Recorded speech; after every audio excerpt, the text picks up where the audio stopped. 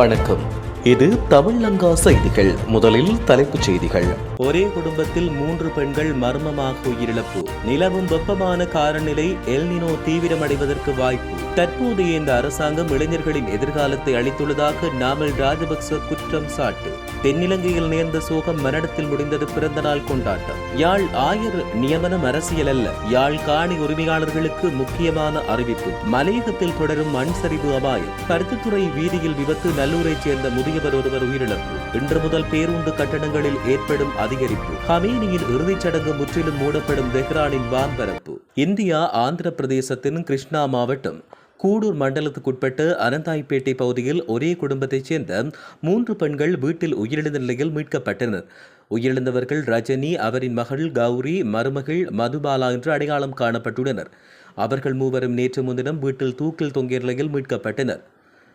குடும்ப தகராறு இந்த உயிரிழப்புக்கு காரணம் என்று அந்த பகுதி மக்கள் தெரிவிக்கின்றனர். எனினும் இந்த சம்பவம் தற்கொலையா அல்லது வேறு ஏதேனும் காரணத்தால் இடம்பெற்ற கொலையா என்ற கோணத்தில் போலீசார் தீவிர விசாரணைகளை மேற்கொண்டு வருவதாக தெரிவிக்கப்படுகின்றமையும் குறிப்பிடத்தக்கது. உலகளாவிய ரீதியில் வெப்பமான காலநிலை ஏற்படுவதற்கு காரணமாக கருதப்படும் எல்னினோ காலநிலையானது அதிகமாக ஜூலை முதல் செப்டம்பர் வரை காலப்பகுதியில் மேலும் நீடிக்கக்கூடும் என்று உலக வானிலை அமைப்பு கணித்துள்ளது. எல்னினோ காலநிலை நிகழ்வுகள் பலவீனமானது, மிதமானது, தீவிரமானது மற்றும் மிக தீவிரமானது என்று 4 பிரிவுகளாக வகைப்படுத்தப்பட்ட நிலையில் அது 3வது உச்சக்கட்ட நிலைக்குள் வகைப்படுத்தப்பட்டுள்ளது. மத்திய மற்றும் கிழக்கு பசிபிக் பெருங்கடல் பகுதியில் கடல் மேற்பரப்பு வெப்பநிலை இயல்பை விட அதிகரிப்பதே எல்னினோ என்று அழைக்கப்படும் இயற்கை காலநிலை மாற்றமாகும். இது 2 முதல் 7 ஆண்டுகளுக்கு ஒருமுறை ஏற்படுவதோடு 9 மாதங்கள் முதல் 1 வருடம் வரை நீடிக்கக்கூடியது என்று தெரிவிக்கப்பட்டுள்ளது. 3வது உச்சக்கட்ட நிலை என்பது கடல் வெப்பநிலை இயல்பை விட 1.5 பாகை செல்சியஸ் முதல் 2 பாகை செல்சியஸ் வரை அதிகரிப்பை குறிப்பதாக தெரிவிக்கப்பட்டுள்ளமை குறிப்பிடத்தக்கது. இதன் காரணமாக நெல் உள்ளிட்ட பயிர்களுக்கு தேவையான நீர் பற்றாக்குறை மற்றும் நீர்த்தேக்கங்களின் நீர்மட்டம் குறைந்து நீர்மின் உற்பத்தி பாதிக்கப்படக்கூடும் என்று தெரிவிக்கப்பட்டுள்ளது. அதிக வெப்பநிலை காரணமாக நீர்ச்சத்து குறைதல், சூரிய வெப்பத்தாக்கம் மற்றும் வெப்ப தொடர்பான நோய்கள் அதிகரிக்கக்கூடும் என்றும் தெரிவிக்கப்பட்டுள்ளமையும் குறிப்பிடத்தக்கது. தற்போதைய அரசாங்கம் அசாத்தியமான எதிர்பார்ப்புகளையும் பொய்யான வாக்குறுதிகளையும் வழங்கி அதிகாரத்தை பெற்றுள்ளதாகவும் அதேவேளை நாட்டின் இளைஞர் சமூகத்தினுடைய எதிர்காலத்தை முற்றிலும் நாசமாக்கியுள்ளதாகவும் ஸ்ரீலங்கா பொரியன பெரமுறவின் தேசிய அமைப்பாளரும் நாடாளுமன்ற உறுப்பினருமான நாமல் ராஜபக்ச குற்றம் சுமத்தியுள்ளார். மக்கள் சந்திப்பொன்றில் வைத்தே அவர் இவ்வாறு தெரிவித்தார். அரசாங்கம் ஆட்சிக்கு வரும்போது இளைஞர்களுக்கு புதிய நம்பிக்கையை வழங்குவதாகவும் பட்டதாரிகளுக்கு வேலைவாய்ப்பு ஏற்படுத்துவதாகவும் விவசாயிகள், கடற்றொழிலாளர்கள் மற்றும் தொழிலாளர்களை பாதுகாப்பதாகவும் கூறி மக்களை ஏமாற்றியதாக தெரிவித்தார். தற்போது அந்த வாக்குறுதிகள் நிறைவேற்றப்படவில்லை என்றும் பட்டதாரிகள் வேலைவாய்ப்புகளை கோரி சென்றபோது அவர்கள் அவமதிக்கப்படுவதாகவும் அவர் குற்றச்சாட்டுடனே முன்வைத்துள்ளார். கம்பகா கடவத்தை காவல்துறை பிரிவுக்குட்பட்ட இகல பியன்பல பகுதியில் நேற்று இரவு இடம்பெற்ற கூறிய ஆயுத தாக்குதலில் 54 வயதுடையொருவர் உயிரிழந்தார். உயிரிழந்தவர் கடவத்தை பகுதியைச் சேர்ந்த 54 வயதுடையவர் என்று காவல்துறையினர் தெரிவித்தனர்.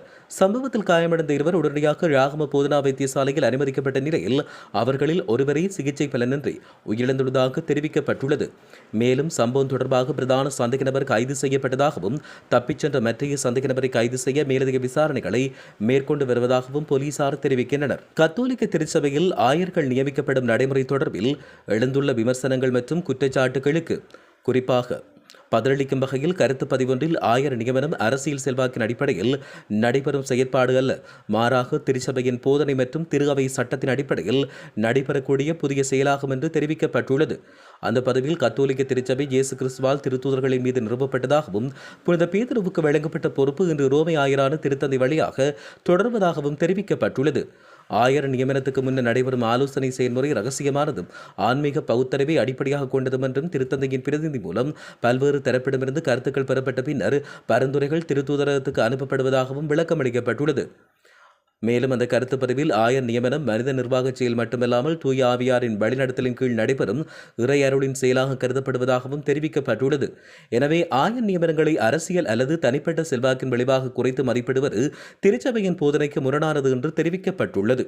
யாழ்ப்பாணம் வடமராட்சி கிழக்கு மருதங்கேடி பிரதேச செயலக பிரிவுக்குட்பட்ட தேவதுறவு பகுதியில் அமைந்துள்ள காணி சுவீகரிக்கும் நடவடிக்கைகளை நில அளவை திணைக்களம் ஆரம்பித்துள்ளதாக தெரிவிக்கப்பட்டுள்ளது.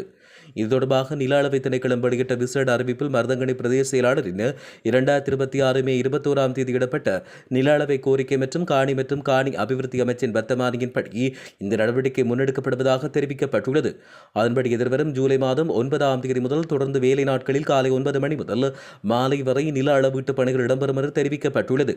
இந்த காணி மீது உரிமை கோரும் நபர்கள் தங்களின் உரிமையை உறுதிப்படுத்தும் ஆவணங்களுடன் குறிப்பிட்ட நாளில் நேரில் ஆஜராகி காணி எல்லைகளை சுட்டிக்காட்டி நில அளவீட்டு பணிகளுக்கு ஒத்துழைப்பு வழங்குமாறும் நில அளவை திணைக்களம் கோரிக்கை விடுத்துள்ளது. நாட்டின் சில பகுதிகளில் நிலவும் சீரற்ற காலநிலையால் மத்திய மலைநாட்டு பகுதிகளில் நேற்று இரவு முதல் தொடர்ச்சியாக பரவலாக மழை பெய்து வருகிறது. இந்த தொடர் மழை காரணமாக கட்டன் கொழும்பு மற்றும் கட்டன் நுவரலி ஆகிய பிரதான வீதிகளின் பல இடங்களில் மண் சரிவு அபாயம் ஏற்படும் பாதிப்பு உள்ளதாக தெரிவிக்கப்பட்டுள்ளது. அவ்வழியாக பயணிக்கும் சாரதிகளும் பொதுமக்களும் மிகுந்த அவதானத்தோடு இருக்குமாறும் அறிவுறுத்தப்பட்டுள்ளது. குறிப்பாக மலைச்சரிவுகள் காணப்படும் பகுதிகளில் வாகனங்களை நிறுத்துவதையோ அல்லது தேவையின்றி தங்குவதையோ தவிர்த்துக் கொள்ளுமாறும் தெரிவிக்கப்பட்டுள்ளது. யாழ்ப்பாணம் பருத்தித்துறை வீதியில் இடம்பெற்ற விபத்தில் முதியவர் ஒருவர் உயிரிழந்தார். நேற்று இடம்பெற்ற இந்த விபத்தில் கோயில் வீதி நல்லூரைச் சேர்ந்த 72 வயது ஆறுமுகம் ஏகானந்த சிவம் என்பவரே இவ்வாறு உயிரிழந்தார். இந்த விபத்து குறித்து தெரிய வருகையில் குறித்த நபர் நேற்று கல்வியங்காட்டில் உணவு வாங்கிக் கொண்டு பருத்தித்துறை வீதியால் துவிச்சக்கர வண்டியில் சென்று கொண்டிருந்தார். இந்நிலையில் வலப்பக்க வீதியால் செல்வதற்காக மத்திய கோட்டை நோக்கி பயணித்த போது பின்னால் வந்த மோட்டார் சைக்கிள் முதியவர் மீது மோதி விபத்து இடம்பெற்றது. இதன்போது குறித்த முதியவர் மயக்கமுற்ற நிலையில் யாழ் போதனா வைத்தியசாலைக்கு கொண்டு சென்ற போது அவர் உயிரிழந்ததாக வைத்தியர்கள் தெரிவித்தனர். வருடந்தோறும் பேருந்து கட்டண திருத்தத்துக்கு அமைய இன்று முதல் புதிய கட்டண திருத்தம் நடைமுறைக்கு வருகிறது. இதுவரை 30 ரூபாவாக இருந்த ஆக குறைந்த பேருந்து கட்டணம் 34 ரூபாவாக அதிகரிக்கப்பட்டுள்ளது. இந்த கட்டண திருத்தத்தின்படி பேருந்து கட்டணங்களை 12% முதல் 20% வரை அதிகரிப்பதற்கு தேசிய போக்குவரத்து ஆணைக்குழு அண்மையில் அனுமதி வழங்கியிருந்தது. அதற்கிணையாக சொகுசு பேருந்து கட்டணங்களும் அதிவேக வீதிகளுக்கான பேருந்து கட்டணங்களும் அதிகரிக்கப்பட்டுள்ளன.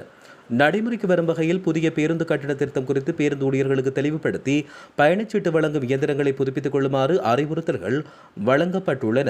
ஈரானில் இடம்பெறவுள்ள முன்னாள் உச்சத்தலைவர் அயதுல்லா அலி ஹமேனியின் இறுதிச் சடங்கு ஏற்பாடுகளின் ஒரு பகுதியாக இன்று தலைநகர் தெஹ்ரானில் உள்ள வான்பரப்பு முழுமையாக மூடப்படும் என்று அறிவிக்கப்பட்டுள்ளது. இன்று இடம்பெற்ற சடங்கின் போது விமான போக்குவரத்துக்கு எவ்வித கட்டுப்பாடும் விதிக்கப்படவில்லை என்று தெரிவிக்கப்பட்டுள்ளது. இதேவேளை செவ்வாய்க்கிழமை மெஹ்ராபாத் விமான நிலையம் மீண்டும் வழக்கம் போல செயல்பட தொடங்கும் என்றும் இமாம் ஹொமேனி விமான நிலையம் தொடர்ந்து மூடப்பட்டிருக்கும் என்றும் தெரிவிக்கப்பட்டுள்ளது. சடங்கின் இறுதி நாளன்று மஷாத் நகரத்துக்குரிய விமானங்களை தவிர நாட்டின் ஏனைய பகுதிக்கான விமான சேவைகள் ஜூலை 7 முதல் 8 வரை எவ்வித கட்டுப்பாடுமின்றி வழங்கப்போல் இடம்பெறும் என்று தெரிவிக்கப்பட்டுள்ளது.